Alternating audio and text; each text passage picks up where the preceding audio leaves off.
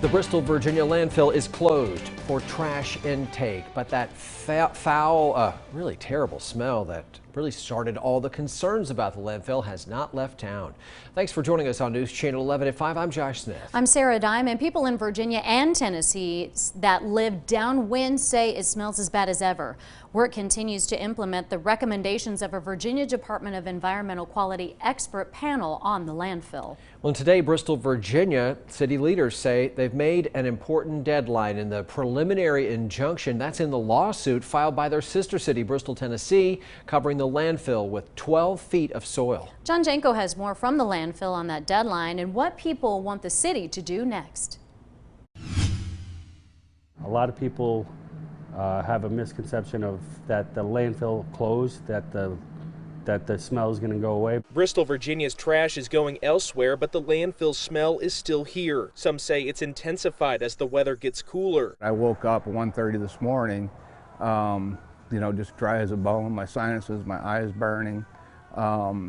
You get brain fog. For over a year and a half now, that smell has invaded homes and businesses across Bristol. Dean says it's not any easier now than it was then. Every time I smell it, it still brings back as it was the first day I smelled that landfill. Late last year, Hope for Bristol, Kellogg's organization that led the push to close the landfill, distributed hundreds of air purifiers to clean out the smell in homes. Results have been mixed, but he says he'll take any protection he can get from the smell. They help some. They take the edge off. The air purifiers run pretty much 24/7. With the landfill closed, the attention turns to how to fix the smell. City Manager Randall Eads says efforts are continuing to, quote, make upgrades to the landfill monitoring systems as well as address odor concerns. He says the city has met today's deadline for the intermediate cover, but Kellogg says the city needs to look at the sidewalls next. In April, the expert panel found that a sidewall liner system on the edge of the landfill had likely failed and thus was a major source of the odor. The sidewalls are the